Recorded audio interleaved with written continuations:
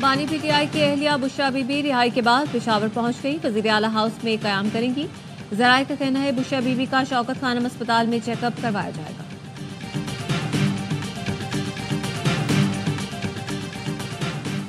بانی P T I کی اہلیہ سامنے نہیں آئیں گی، پیچھے سے سیاست کریں گی. فیصل وافدہ کا کہنا ہے پی ٹی آئی قیادت چاہتی ہے بانی پی ٹی آئی کی بہنیں جیل میں رہیں. اب میں بھی زور لگاؤں گا کہ بانی پی ٹی آئی کی بہنیں جیل سے باہر آئیں. بانی پی ٹی آئی آج بھی ملاقات کے لیے بلائیں گے تو میں جاؤں گا، دن کے اجالے میں جاؤں گا.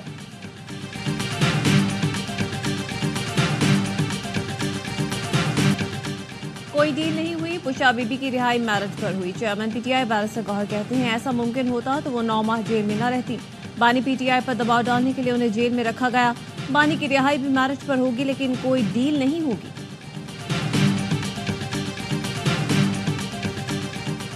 اور کل ہی بتا دیا تھا بشرا بی بی رہا ہو جائیں گی. سینیٹر فیصل وافدہ کا ٹوئیٹ. بشرا بی بی کے خلاف کوئی نیا کیس بھی نہیں بنے گا. وی آئی پی طریقے سے گاڑی بھی جیل کے اندر جانے دی گئی. جیسے میں نے بتایا تھا بانی پی ٹی آئی بھی آج وکلاء سے ملاقات کریں گے. 26 اکتوبر سے بانی پی ٹی آئی سے جیل میں روزانہ ملاقاتیں ہوں گی. انہوں نے قوم کو اپنے حقوق کے لیے لڑنے کا پیغام دیا اور لیڈرشپ کو کہا آپ کو ورکرز کو فرنٹ سے لیڈ کرنا چاہیے اور پبلک کا جو سینٹیمنٹ ہے اس کو ساتھ آپ چلیں. بانی پی ٹی آئی کا بشرا بی بی کی رہائی پر اطمینان کا اظہار. وکلاء نے ملاقات کے بعد بتایا آئینی ترامیم جس انداز میں پاس کی گئیں اس پر بانی پی ٹی آئی نے افسوس کا اظہار کیا. فیصل چودھری نے کہا بانی پی ٹی آئی جب بھی کال دیں گے ورکرز اور عوام نکلیں گے، مارے بھی کھائیں گے اور جیل بھی جائیں گے. بانی پی ٹی آئی کے ساتھ کھڑے رہیں گے. بانی پی ٹی آئی کو عدالت لانے کے بجائے وکلاء کو اڈیالہ جیل بلا لیا گیا. اسلام آباد ہائی کورٹ نے بانی پی ٹی آئی کو 3 بجے تک عدالت لا کر وکلاء سے ملاقات کرانے کا حکم دیا تھا. سپرنٹینڈنٹ جیل کو مخاطب کر کے کہا مجھے معلوم ہے آپ میرے حکم پر عمل درآمد نہیں کریں گے.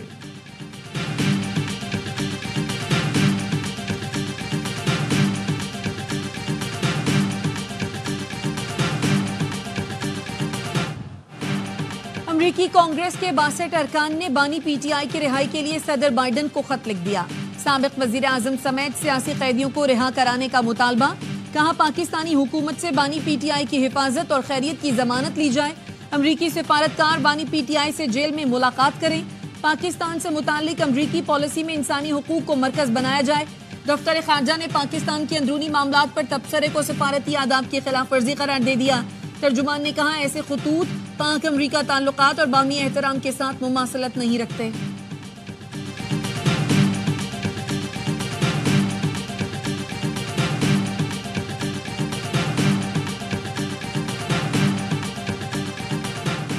جسٹس منصور علی شاہ نے خصوصی بینچوں میں بیٹھنے سے پھر معذرت کر لی.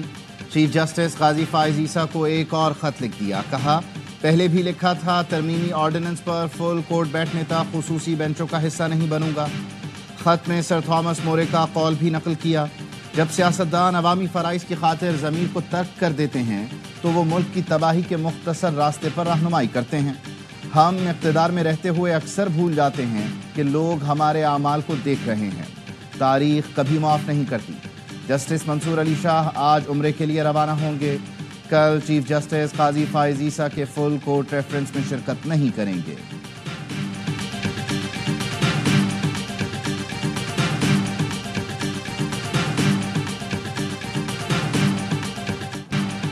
جسٹس منصور علی شاہ آئینی بینچ کے بھی سربراہ نہیں ہوں گے. جسٹس امین الدین خان یا جسٹس جمال مندوخیل ہو سکتے ہیں. وزیر اعظم کے مشیر برائے سیاسی امور رانا ثنا کہتے ہیں جسٹس منصور علی شاہ کا راستہ روکنے میں حکومت یا کسی اور کا عمل دخل کم پی ٹی آئی کا زیادہ ہے. پی ٹی آئی والوں نے واضح کہا ہماری بات ہو گئی ہے. اکتوبر میں جسٹس منصور علی شاہ آ کر ان کا بندوبست کریں گے. یہ باتیں اگر ایک جماعت کرے تو اس کا نقصان ہوتا ہے. سیاسی مقدمات کو خواتین کی حد تک پھیلانے کے حق میں نہیں. بشرا بی بی اور بانی پی ٹی آئی کی بہنوں کے خلاف بھی کیس نہیں بننے چاہیے تھے.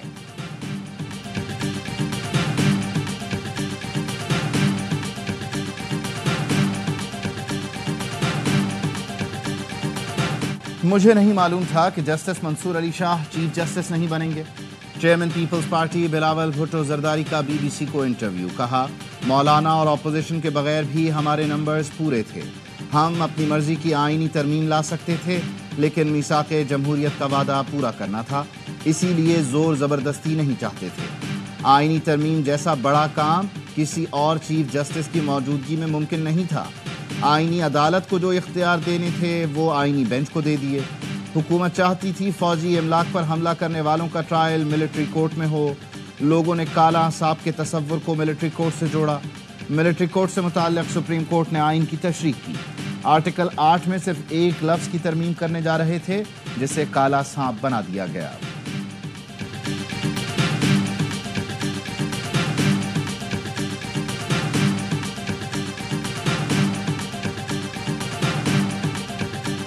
منصور تھے نا چوائس صاحب کی جماعت کے طور۔ خیر ہم نے تو شروع میں انہی کا رکھا تھا اور ہمارے ذہن میں تو یہی تھا، تو بہرحال ہم نے یہ کہا تھا کہ نہ چھیڑا جائے، منصور صاحب کو رکھا جائے، اور پیپلز پارٹی نے کہا تھا کہ ایگری کیا تھا آپ سے۔ تقریباً سب ایگری تھے اس پہ۔ حکومت سے طے ہوا تھا جسٹس منصور کو ہی چیف جسٹس نامزد کریں۔ حکومت اور پیپلز پارٹی سمیت تمام جماعتوں نے اسے تسلیم کیا۔ کمیٹی میں سب کیوں بدل گئے، کیا مجبوریاں تھیں، یہ ان سے پوچھیں۔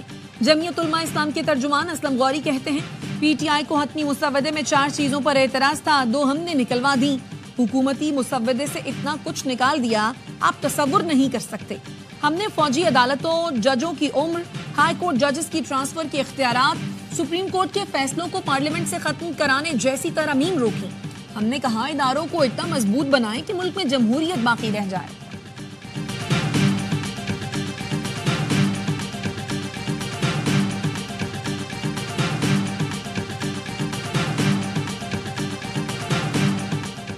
جوڈیشل کمیشن آئینی بینچوں کی تشکیل کے لیے ججز نامزد کرے گا۔ 26ویں آئینی ترمیم میں جوڈیشل کمیشن کی تشکیل نو پر وزارت قانون کی وضاحت۔ کہا نامزد ججز میں سے سینئر ترین جج آئینی بینچ کا سربراہ اور جوڈیشل کمیشن کا ممبر بھی ہوگا۔ آئینی بینچ کا سربراہ پہلے ہی کمیشن کا رکن ہوا تو اگلا سینئر جج ممبر ہوگا۔ جوڈیشل کمیشن کا کوئی فیصلہ اسامی یا ممبر کی غیر حاضری پر غیر قانونی نہیں ہوگا۔ ہائی کورٹس میں آئینی بینچز کی تشکیل صوبائی اسمبلی کی قرارداد سے منسوب ہوگی۔ اسلام آباد ہائی کورٹ کے لیے قرارداد پارلیمنٹ اکثریت سے منظور کرے گی۔ آئینی بینچز کی تشکیل سے پہلے ہائی کورٹس کا دائرہ اختیار تبدیل نہیں ہوگا۔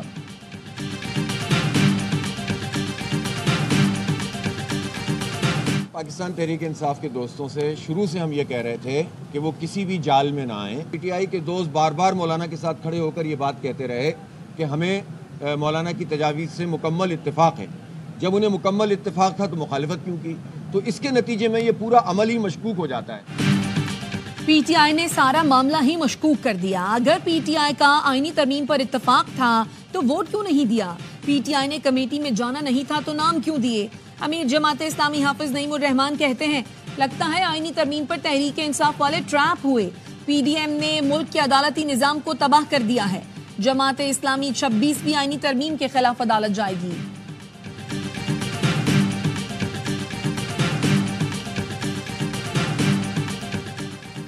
مؤثر ٹیکس اور محصولات نظام کے لیے جدید ٹیکنالوجی کا استعمال انتہائی اہم ہے۔ وزیر اعظم شہباز شریف کی ایف بی آر اصلاحات کی پیش رفت سے متعلق اجلاس میں گفتگو۔ کہا ایف بی آر میں ٹیکس دہندگان کے لیے دوستانہ ماحول فراہم کیا جائے۔ متعلقہ افسران تمام ایف بی آر اصلاحات کی بروقت تکمیل یقینی بنائیں۔ پاکستان سٹاک مارکیٹ میں نئی تاریخ رقم 88,000 کی سطح عبور۔ 100 انڈیکس میں 1,751 پوائنٹس کا اضافہ۔ مارکیٹ 88,945 پوائنٹس پر بند۔ کاروبار کے دوران انڈیکس نے 89,000 کی پنڈی ٹیسٹ کا پہلا دن انتہائی سنسنی خیز۔ بیٹرز کے لیے وکٹ پر ٹھہرنا چیلنج۔ 13 وکٹیں گر گئیں، 12 اسپنرز نے اڑائیں۔ انگلش ٹیم پہلے کھیل کر 267 رنز بنا سکی۔ ساجد کی 6 وکٹوں نے پھر دھاک بٹھائی، نعمان کے 3 شکار۔ اسمتھ کے 89 رنز نے انگلینڈ کو مکمل تباہی سے بچایا۔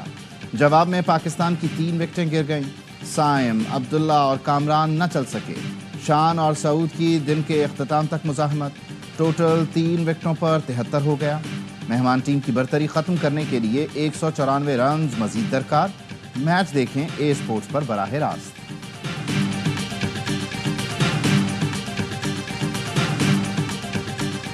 Islamic trade financing corporation Pakistan کو $3 ارب قرض دے گا۔ واشنگٹن میں وزیر خزانہ محمد اورنگزیب اور آئی ٹی ایف سی وفد میں ملاقات کے بعد اعلامیہ جاری۔ قرض کی رقم 3 سال میں فراہم کی جائے گی۔ پہلے مرحلے میں $27 کروڑ کی رقم ملے گی۔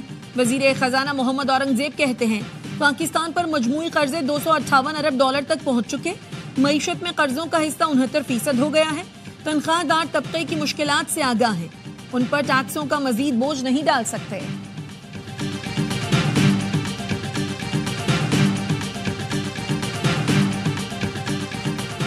وزیر داخلہ محسن نقوی کی استنبول میں آذربائیجان کے ہم منصب سے ملاقات، انسانی اسمگلنگ کی روک تھام، بارڈر مینجمنٹ اور انسداد منشیات سے متعلق گفتگو۔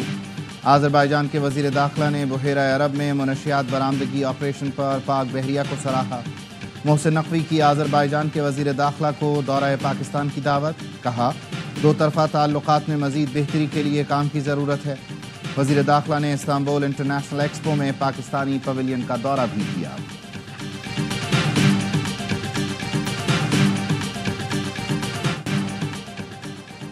ساتھ ہیں تو مضبوط ہیں، پاکستان میں خطے کی سب سے بڑی کثیر القومی فضائی مشق انڈس شیلڈ 2024 کا انعقاد، army chief general Syed Asim Munir کا پاک فضائیہ کی آپریشنل ایئر بیس کا دورہ، ملٹی نیشنل ایکسرسائز کا مشاہدہ کیا، پاک فضائیہ کی جنگی تیاریوں اور جدت پسندی کے حصول کے لیے ہونے والی پیش رفت پر اطمینان کا اظہار، پاک فضائیہ کے اہلکاروں کے عزم کو سراہا، کہا آپریشنل کامیابی کے حصول کے لیے آپسی تعاون انتہائی ضروری ہے۔ ایئر بیس آمد پر سربراہ پاک فضائیہ ظہیر احمد بابر سدھو نے آرمی چیف کا استقبال کیا۔ اس موقع پر نیول چیف نوید اشرف بھی موجود تھے۔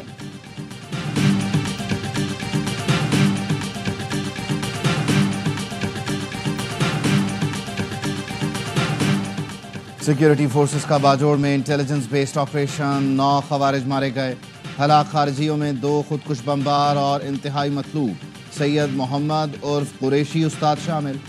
آئی ایس پی آر کا کہنا ہے ہلاک خوارج سیکیورٹی فورسز پر حملوں اور بے گناہ شہریوں کے قتل میں ملوث تھے۔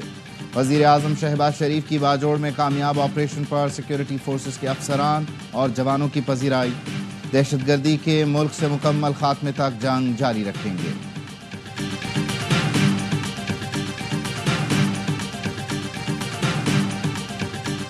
آج ہم نے اس بات کا عہد کیا ہے اس وقت تک چین سے نہیں بیٹھیں گے جب تک کہ یہ وائرس ہمیشہ کے لیے پاکستان کی سرحدوں سے چلا نہیں جاتا، اور دوبارہ اس کو واپس کبھی آنے نہیں دیں گے۔ پاکستان کو پولیو سے پاک بنانا ہمارا پختہ عزم ہے۔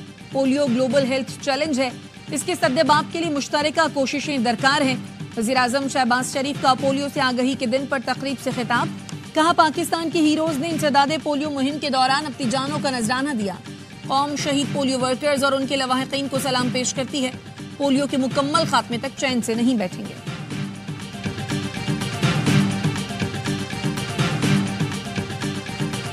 امریکہ نے موبائل ٹی وی بینز اور ایکس رے مشین قطر ہسپتال کراچی کے حوالے کر دی۔ امریکی سفیر ڈونلڈ بلوم نے کہا اگلے سال قطر ہسپتال کو مزید 20 سے زائد ایکس رے مشین دیں گے۔ پاکستان میں پولیو کے خاتمے کے لیے ہر ممکن مدد فراہم کی جا رہی ہے۔ پولیو کا خاتمہ اہم چیلنج ہے۔ پاکستان میں پولیو کیس اب تک سامنے آ رہے ہیں۔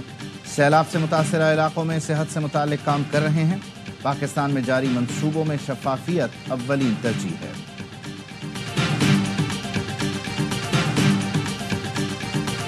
اسرائیل کی غزہ میں نصیرات کیمپ پر بمباری، 4 بچوں سمیت 16 فلسطینی شہید۔ شمالی غزہ میں اسرائیلی فورسز نے ظلم کی انتہا کر دی۔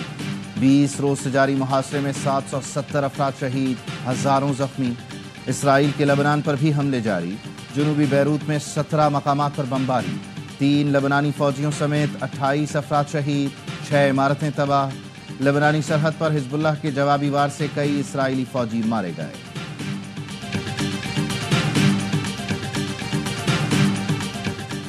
فلسطینیوں کے ساتھ تاریخی ناانصافی ہو رہی ہے۔ جب تک مسئلے کا پرامن حل نہیں نکالا جاتا، تشدد کا سلسلہ جاری رہے گا۔ روسی صدر کا برکس سربراہی اجلاس سے خطاب، ولادیمیر پوٹن نے کہا غزہ میں 40,000 سے زائد افراد مارے جا چکے ہیں، اکثریت عام شہریوں کی ہے۔ انسانی صورتحال ابتر ہوتی جا رہی ہے۔ اسرائیل ایران کشیدگی میں اضافے سے مشرق وسطی جنگ کے دہانے پر ہے۔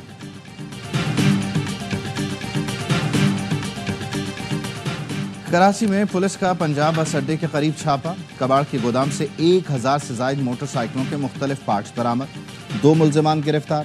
پولیس کا کہنا ہے موٹر سائیکلیں شہر کے مختلف علاقوں سے چھینی گئی تھیں۔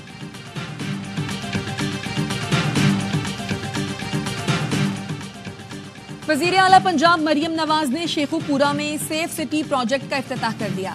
वजीर आला ने सेफ सिटी की वीडियो वॉल का मुशाहिदा किया, जदीद मवासलाती आलात का मुआयना किया। 2 हफ्ते में मजीद 5 शहरों में सेफ सिटी फाल करने की हिदायत।